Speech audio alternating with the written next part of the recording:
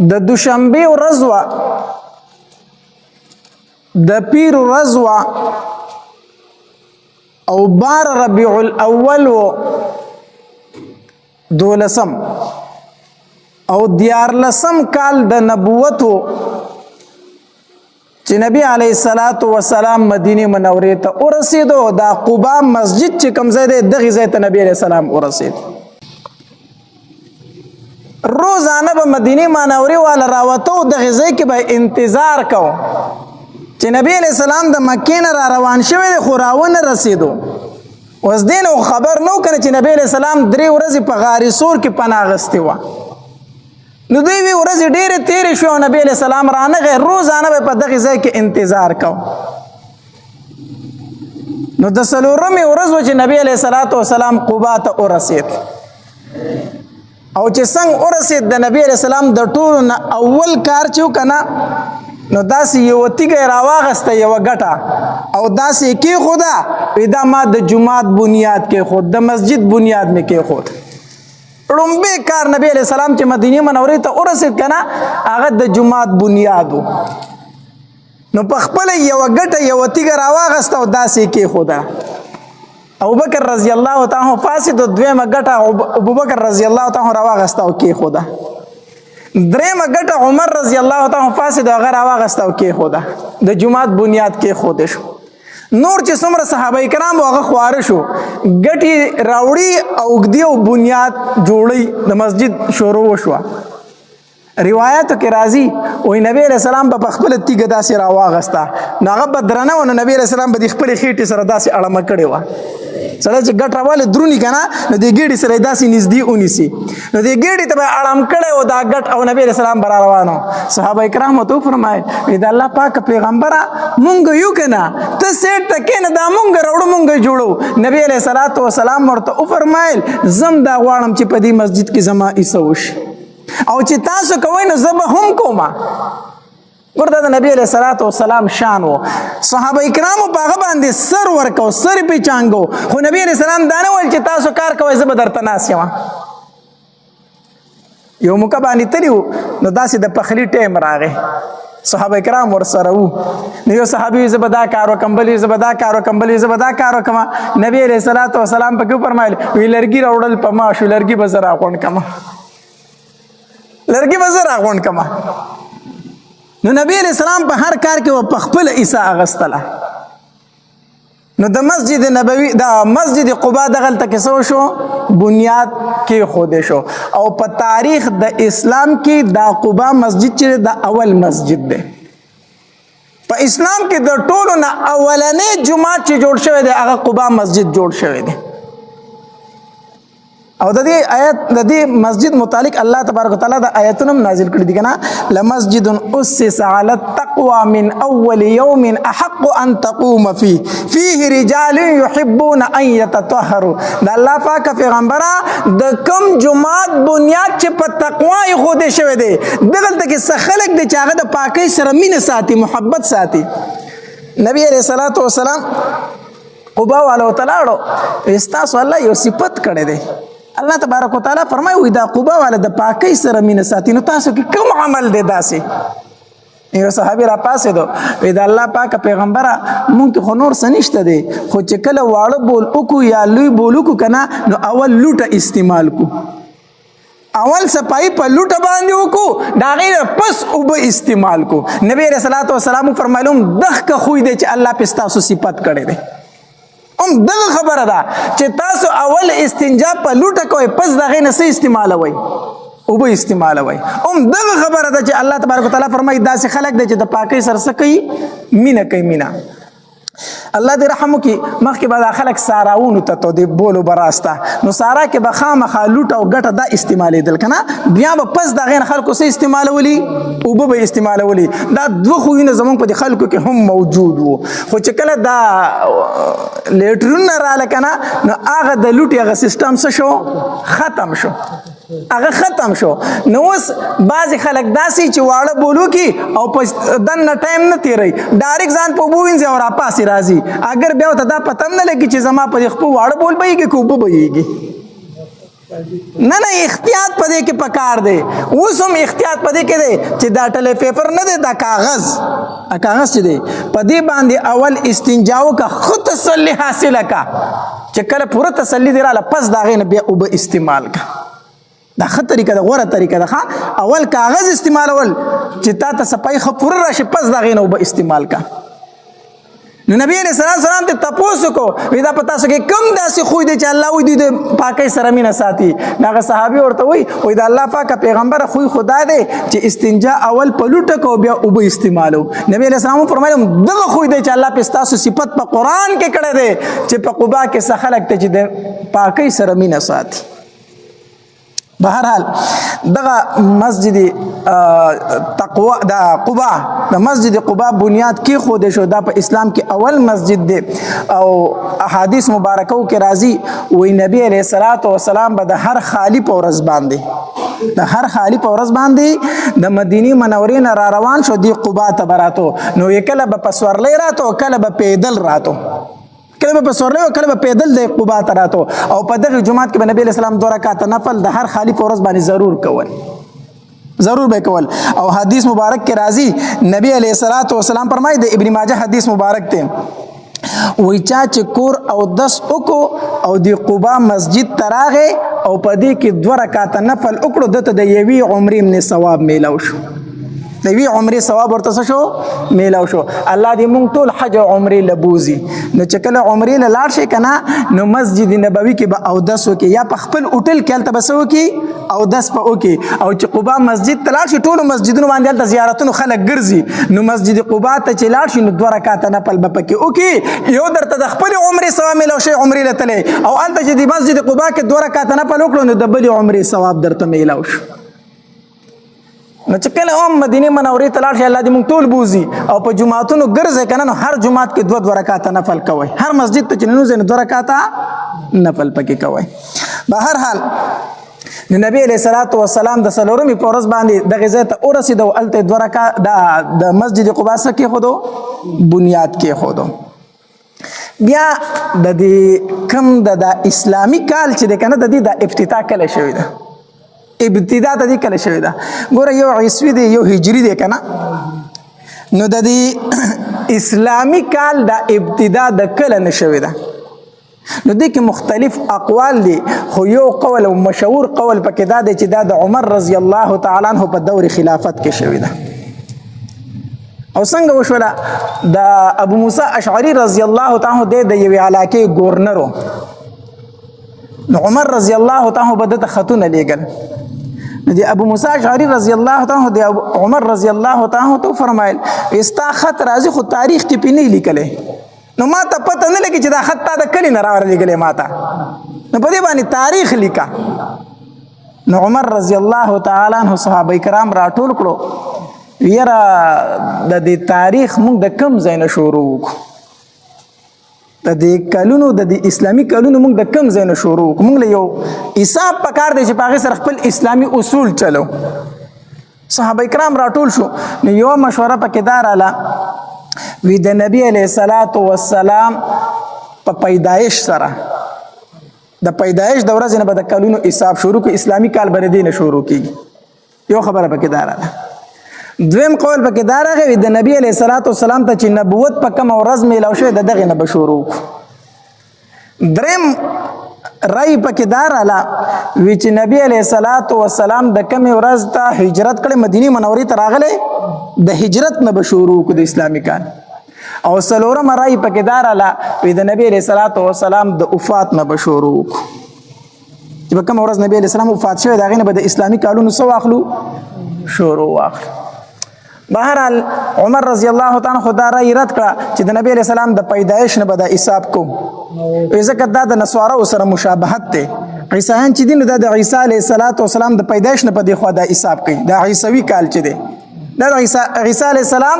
د یوم پیدایش نه دی خوا دا حساب دی شروع کړی دی. دا خو د هغوی سره مشابهت دی، او نبی علیہ السلام فرمایي چې د اهل کتابو سره مشابهت مه کوئ، د هغوی مخالفت وکړئ. دې څه به وکړو که نه عمر رضی الله تعالی فرمایي زما رایې دا ده چې د اسلامي کال ابتدا به د هجرت د نبی علیه الصلاة والسلام نه وکړو ځکه وی د حق او د باطل په منځ کې چې فرق راغلی دی نو دا په هجرت سره راغلی دی مونږ چې مونځ په ښکاره شروع کړی پس د هجرته مونږ چې جهاد شروع کړی پس د هجرته مونږ چې اذان په تیزه شروع کړی پس د هجرته نو د حق او د باطل په منځ کې فرق چې راغلی نو دا د هجرت نه راغلی لہذا د اسلامي کال به مونږ د ابتدا د هجرت نه وکړو او په یوم وفات د نبی علیه السلام خو ځکه نشو کولی چې د نبی علیه السلام د وفات ورځ خو د غم ورځ ده خو د ډېر لوی مصیبت ورځ ده ولې دغه ورځ ځان ته بار بار یادو ولې دغه ورځ دغه غم ځان ته بار بار تازه کو دغه ورځ نه شروع نشو کولی بیا چاوي د رمضان نه به کال د نوی کال شروع کیږي اسلامي کال چاوي د رمضان نه به شروع کیږي او چاوي د دین او د دینه عمر رضی الله عنه فرمایلی د اسلامي کال شروع به د محرم نه کیږي محرم نه ځکه چې حاجیان چې واپس کیږي نو د محرم په میاشت کې واپس کیږي نو موږ به د اسلامي کال شروع د څه نه کوو د محرم نه الله دې زموږ په حال باندې رحم وکړي دا څومره هلکان چې ناست دوی ته وایي ته انګریزي حساب وکړو جنوري فروری مارچ زر به ته شروع کړي وایي اسلامي میاشتو نومونه واخله تو یاره اسلامي میاشت خو نه راځي محرم او سفر ربیع الاول ربیع الثاني اخو بیا کار خطا دی که دا تپوس دی وکړو چې اسلامي کال د کمې میاشت نه شروع کېږي دا پته به ورته هم نه چې د محرم نه شروع کېږي نه الله دې زموږ په حال باندې رحم وکړي دا موږ له به حیثیت یو مسلمان دا حسابیات ساتل پکار دي که نه زما اسلامي کال شروع کېږي د کومې میاشت نه او ختمیږي به کم د محرم نه شروع کېږي او ذوالحجه باندې ختمیږي د حج په میاشت باندې ختمیږي نو دا بیا د عمر رضی الله تعالی عنه په دور کې دغه شروع وشوله بیا نبی علیه الصلاة والسلام څه وخت تیر کو په قبا کې څه ورځې واړولې او د جمعې په ورځ باندې نبی علیه الصلاة والسلام د قبا نه روان شو او بني سالم کې نبی علیه الصلاة والسلام د جمعې مونځ په لاره باندې وکړو د قبا نه چې نبی علیه الصلاة والسلام مدینې منورې ته تو نو بني سالم قبیله په لاره کې راتله هلته نبی علیه الصلاة والسلام د جمعې مونځ وکړو دا د نبی علیه السلام لومبې د جمعې مونځ چې په مدینه منوره کې وکړو او نبی علیہ الصلوۃ والسلام چې فاسد او کوم خطبه ویل کنه هغه وګړه خطبه د چوامه ټیم په ډیر لګي خود نبی علیہ السلام اخلاق مبارکو ته وګوره چې نبی علیہ السلام د مکه په کوم تکلیفونو تل داغه تکلیفونو ذکر نه کوي داغه مصیبتونو ذکر نه کوي د خپل سفر ذکر نه کوي چې څنګه مصیبتونو سره را ورسیدم د نبی علیہ الصلوۃ والسلام تمام خطبه چې د تقوا او خشیت الهی باندې مبني ده تقوا اختیار کړئ د الله نه ویریږئ د الله نه ویریږئ ورځ د آخرت را روانه ده هغې له تیاری وکړئ د نبي اسلام تمام خطبه کې دقه یو خبره وه دا نه دي ولې ما سره دشمنانو دا چلو کو دا نه دي ولې ما سره دشمنانو په لاره دومره تکلیفونه را ورسول دا د نبي علیه الصلاة والسلام اعلی اخلاقو نبی علیہ الصلوۃ والسلام چې کله مدینه منورې ته دننه کېده کنه نو خلک ورته ډیر لوی په استقبال باندې ولاړو لوی استقبال باندې ولاړو د بخاری حدیث مبارک ته برا ابن عازب رضی الله تعالی فرمای کنا وی نبی علیہ الصلوۃ والسلام چې په کوم ورځ باندې مدینه منورې ته راغی کنا نو هر شی روخانو د هر انسان مخ ته چې بده کتل به خندل د هر انسان په مخ باندې خوشحالي وا مونږ چې غیر چاپیره کتل مونږ وی چې د مدینه منورې فضا بدله ده دومره خوشحالي و مدینه منوره کې خو قسم په الله چې په کوم ورځ نبی علیہ السلام وفات شو کنه په مدینه منوره کې تور تیار وا د هر شي په مخ باندې یو غم و د هر شي نه خوشحالي تلی وا وی مونږ په نبی علیہ السلام خاوري ورواړولې او د خاورو نه خو الله سنو پاکړي چې زمونږ د زړونو دنیا بدله وا هغه شانتي نه و چې په کومه موږ د نبی رسول الله سره ناست نو مدینه منوره کې ډیره یو سخت خوشحالي و چې نبی علیہ الصلوۃ والسلام مدینه منورې ته وردن نشو او د مدینه منورې زنانه چې دي دا چتونو ته ختلې وي او اشعار به ویل د خوشحالي اشعار به ویلو او چې کله نبی علیہ السلام داسې مدینه منورې ته ور داخل شو کنه نو د انصار توري راغستې وي توري د نبی علیہ الصلوۃ والسلام نه ګس طرف ته خي طرف روانو توري په لاس کې حبشیانو توري راواغست خپل کرتب شروع کو هغه نیزهبازي غونډه نه کوي نیزو هغه جنگ د نبی اسلام د خوشحالولو لپاره یو میله ولګوله حبشیانو میله ولګوله یو لوی خوشحالي جوړه وه د نبی اسلام په منځ کې روان دی یو خاتم انصار روان دی او بل خاتم انصار روان دي زنانه کوټو ته ختلي دي او تماشه کوي او زنانه به دا اشعار ویلو وی طلع البدر علینا من سنیات الوداع طلع البدر علینا په موږ باندې د څوارلسمې سپوږمۍ راوختله من سنیات الوداع د هغې سنیت الوداع د ګاټۍ د طرف نه په موږ باندې د هغې غرونو د طرف نه د څوارلسمې سپوږمۍ راوخته وجب الشکر علینا ما دعا لله داعي په موږ باندې د الله د دې نعمت شکر ادا کول واجب دي دا د ښځو اشعارو په موږ باندې د څوارلسمې سپوږمۍ راوخته او په موږ باندې د الله د دې نعمت شکر ادا کول واجب دي واجبو د بني نجار دا د نبی علیه الصلاۃ والسلام ماماخیلي و د هغې ماشومانې جینکۍ وې لارو ته راوتې وې نو چې کله هغې نبی علیه السلام ولید او د هغوی خو سره رشته هم وکنه نه هغې اشعار شروع کړو وی نحن جوار من بني النجار موږ د بنو نجار قبیلې ماشومان یو ای د الله پاکه پیغمبره موږ ستا د ماماخیلۍ د قبیلې ماشومان یو یا حبذا محمد من جاري وا محمد ستا نه قربان څومره ښکلی ګاونډي یې دا د ماشومانو اشعارو په مدینه منوره کې یو لوی خوشحالي شروع وه زنانه ځان له اشعار ویل ماشومان ځان له په اشعارو وي انصارو تورې راغستې د نبي علیه السلام نه یو خوا روان دي بل خوا روان دي اوس هر سړي به موار د اوښې ته لاس کو چې زه یې بیامه دا زه بیامه دی به زه بیامه خپل کور ته نبي علیه الصلاۃ والسلام ورته وفرمایل زحمت زه د اوښې موار پرېږدم زه د اوښې موار څه کومه او تاسو به ورته هم نه لاس کوئ دا د الله د طرف نه معموره د دې ته د الله د طرف نه حکم دی دا چې چېرته لاړه زه به هلته پړاو اچومه نبی علیه الصلاۃ والسلام د اوښې موار پرېښودو ابوبکر رضی الله عنه پسې شاته روان دی نبی علیه السلام په اوښه ناست دی انصار ګیر چاپیره روان دي هر سړی عمله وخی او د اوښې موار ته لاس کوي نبی علیه السلام منع کوي دې ته څه مه وایې دې ته څه مه وایې دا به ځي دا به ځي اوښه روانه وه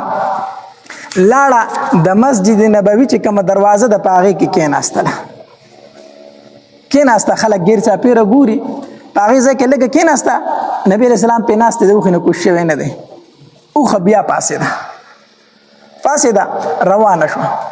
چې لاړه نو د ابو ایوب انصاري رضی الله تعالی کور چې کوم ځای دی هغې سره په ور کې کېناستله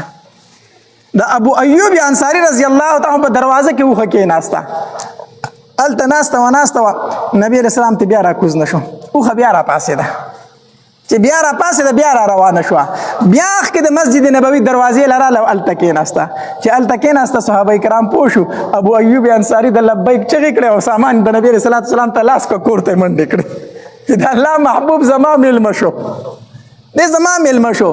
اصل کې د نبی علیه السلام د زړه خواهش هم دا کنه د ابو ایوب انصاري د بنو نجار قبیلې نه د نبی علیه السلام چې کومه ماماخیلي ده دی نو د نبی علیه السلام خواهش دا چې زه مدینې منورې ته لاړ شم چې ماماخیلۍ کې پاتې شم هغې ته په عزت هم میلاو شه خپلولي مې سره ده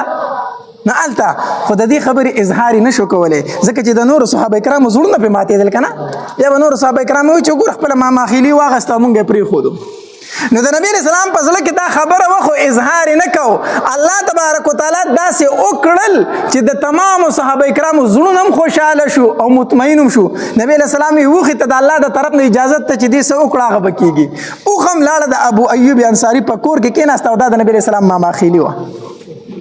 نو د نبی علیه السلام سامان یې د اوښې نه راواغسته کور ته یې وړو چې کور ته یې وړو د الله محبوبه زما دوه کوره دي یو باندې دی یو لاندې دی زما یو بره چت دی کور کې یو لاندې چت دی نو بره چت بستای زه دا نه غواړم چې ته لاندې او زه باندې یم نو باندې چت بستای لاندې چت په زمای نبی علیه الصلاۃ والسلام ورته وفرمایل هغه ټیک ته خو نبی علیه السلام یو فکر وکړو چې ماله خو به اوس خلک ډېر ځي او راځي نو زه چې به برې چت کې نو د ابو ایوب انصاري کور واړو ته به تکلیف میلاوي خلک به د په کور ځي او راځي که نه نو نبی علیہ الصلوۃ والسلام ورته وفرمایل وی اے ابو ایوب انصاری بر چت والا لاندې چت په زماشي اسنه چې زما د وجه نه تاسو تکلیف میلاو شي زما د وجه نه تاسو میلاو نشي تکلیف میلاو نشي ابو ایوب انصاری رضی الله تعالی عنہ فرمایي وی نبی علیہ الصلوۃ والسلام لاندې چت کو مونږ باندې چت کو یو ورځ زمونږ نه د ابو داسې لوټه یا لوخه وغیرہ نه توش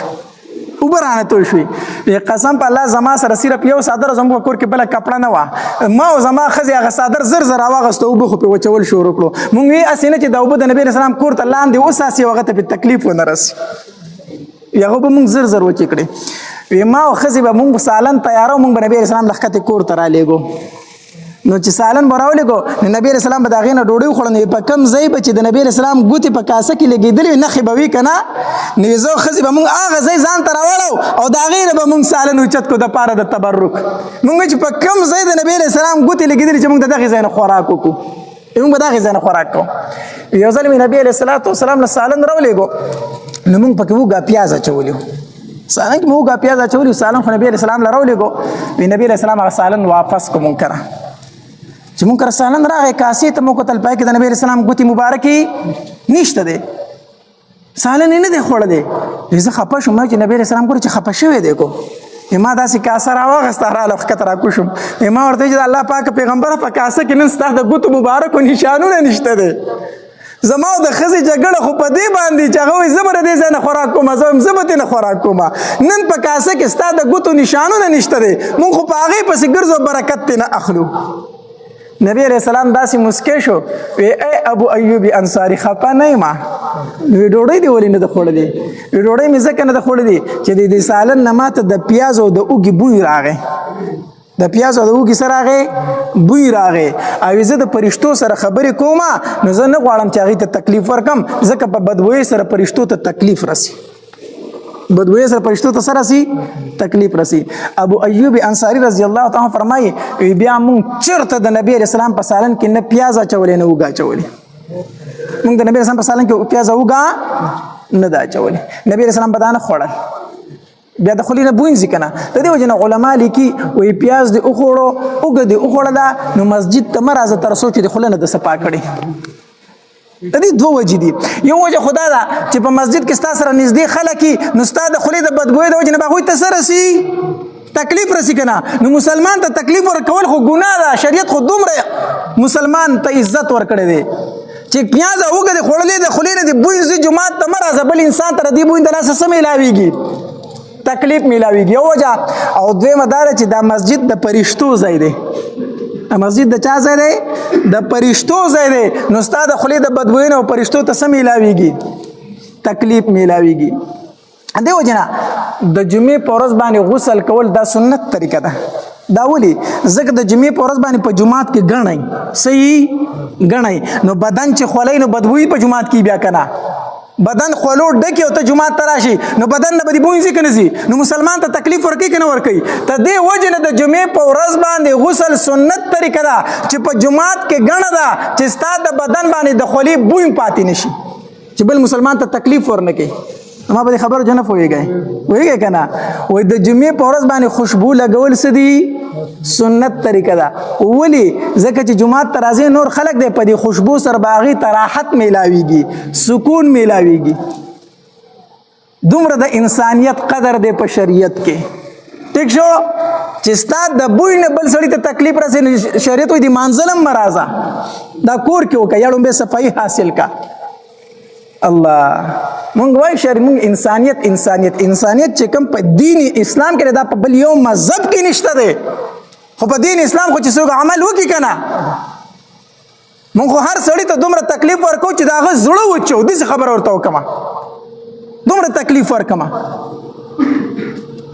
نو بهرحال نبی علیہ السلام د ابو ایوب انصاری رضی الله تعالی عنہ کور کې فاتح شو او دا خبر اورئ اصل کې دا تبع د یمن بادشاه دغه نوم تبع وې دې په دې مدینه منوره باندې تیرېدل او د سره 400 علما موجودو د تورات نو دې چې کله په مدینه منوره وې تیرېدل کنه نو دې علما او د تبع بادشاه ته ول د یمن چې کوم بادشاه وي موږ په دې ځای کې پاتې کوم محکمه بیایا هغه ته نه تاسو کوی ولي خدل ته پاتې کوم وی مونږ چې د علاقې ته او کتل د مدینه منورې د علاقې ته نو مونږ ته پته ولګېده چې دا د نبی آخر الزمان کلی دی د آخر زمانه پیغمبر به دې علاقې ته هجرت کوي زمونږ په کتابونو کې دا علاقه مونږ معلومه کړه او مونږ وپېژندله چې دا علاقه ده نو مونږ دلته پرېږده چې د آخر زمانه پیغمبر راشي چې مونږ دلته موجود یو نو تبع ورته داسې خبره ده وي او وي تاسو یقیني وایي وي او په تورات کې دا خبرې لیکلې شوي دي تبع 400 علما په مدینه منوره کې څه کړل پاتې کړل 400 علماو له کورونه هم جوړ کړو او ښځې وله هم وکړل نکاحونه وله هم وکړل او بیا دا تبع بادشاه چې له دغې ځای نه رخصتېده که نه نو ده یو کور جوړ کړو یو کور یې جوړ کړو کور یې جوړ کړو او دا د اخر زمانې د پیغمبر کور شو دا پکې داغه شو دا غیر چاپیره کورونه ستاسو او دا پکې د اخر زمانې د پیغمبر کور شو او بیا یو خط داسې ولیکو چې د اخر زمانې پیغمبر راشي کو زه موجود وم خو ایمان به پرې راوړم او کو زه موجود نه وم نو دا خبره به ورته وکړه چې تبع بادشاه په تا ایمان راوړی دی دا لیکل کې خودل او الته دا لیکل یو عالم لور کړو چې په خپل ته ژوندې وي او د اخر زمانې پیغمبر راغی خو زما دا لیکل به ورته ورکړي او زما دا خبره به ورته ورسوي او که چېرته ته ژوندې نه وي نو دا به خپل اولاد ته منتقل کړي او دا کور چې دی دا به د اخر زمانې د پیغمبر صحیح کوري اولاد وخت تېرېدو دا څومره انصار چې دي که نه دا د هغې 400 علماو اولاد دی د مدینه منورې دا خلک چې دی دا د هغې 400 علماو څه دی اولاد دی او د ابو ایوب انصاري رضی الله تعالی چې په کم کور کې و که نه وایي دا هغه کور چې تبع بادشاه د نبي علیه السلام دپاره رخ کړی نو علما لیکي وایي نبي علیه السلام خپل کور ته راغلی دی نبی علیه السلام مدینه منورې ته چې راغی نو خپل کور ته لاړ دا هغه کور چې تبع بادشاه د دپاره منتخب کړی و خو ارضي ملکیت پې د ابو ایوب انصاري رضی الله تعالی عنه و نو اوخ هم لاړه په اخ کې کور کې څه شوله کېناسته دا د نبی علیه السلام مدینې منورې ته راتللو بیا د علماو د یهودو راتلل دي او په نبی علیه السلام باندې اعتراضونه کول دي چې آیا دا رښتینی پیغمبر دی او که نه دی د هغې نه پس چې نبی علیه السلام صحیح جوابونه ورکوي بیا هغې ښه څه شروع کوي تکلیفونه شو د نبی علیه السلام ته په ضد ودرېږي چې مونږ خو وي چې د آخرې زمانې پیغمبر به په بنو اسماعیل کې راځي په بنو اسرائیل کې راځي او هغه خو په بنو اسماعیل کې راغی مونږ خو وي چې دا به په مونږ یهودو کې راځي هغه خو په عربیانو کې راغی د دغې ځای نه هغوی څه واخیستل بیا ضد واغستل ځکه یهود خو د اخر ټیمه پورې په دې انتظار چې د اخر زمانې پیغمبر به هم په مونږ کې راځي ځکه سلسله د پیغمبرانو په مونږ کې را روانه ده او نبی علیه السلام راغی په بنو اسماعیل کې